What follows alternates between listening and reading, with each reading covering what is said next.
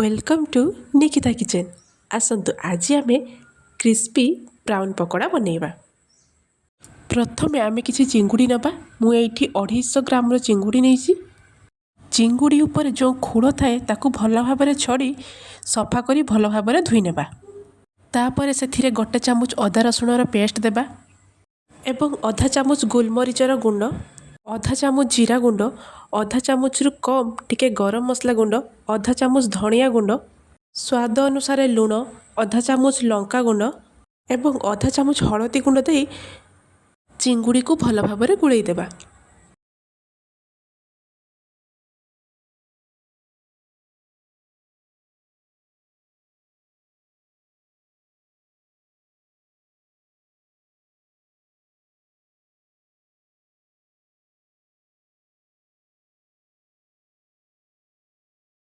चलतु एबे आमे गोटे बेटर प्रस्तुत करिबा। तापाई गिनारे 2 चामच कॉर्नफ्लोर, स्वाद अनुसार लुण एवं 4 रु 5 चामच पानी दे ताकू भल भाव गोलई देबा।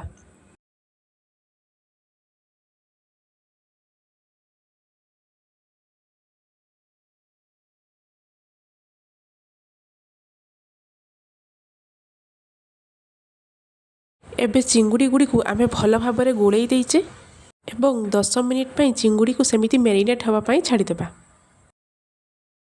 तापर गोटे प्लेट रे 4 चामच मैदा नेबा एवं किछि ब्रेड को गुंड करी सेथिरे रखिबा।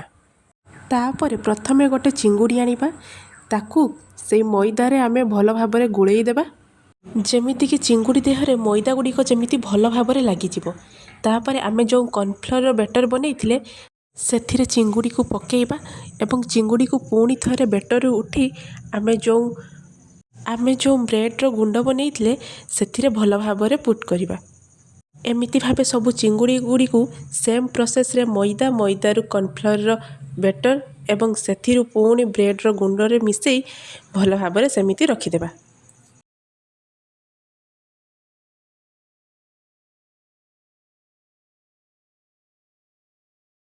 तापर गैस रे गोटे कढ़ई बसिबा, सेथिरे किछि रिफाइन तेल देबा। तेल भल भाव गरम होला परे गोटे गोटे करी चिंगुड़ी को सेथिरे पकेइबा।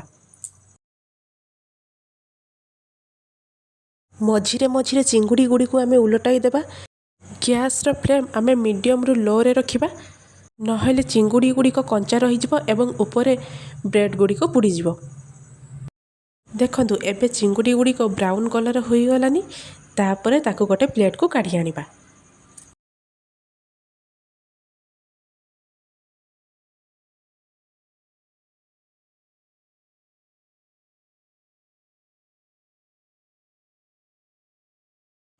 एमिति सेम प्रोसेस रे सबु चिंगुड़ी गुड़ी को आमे छाणी आनिबा।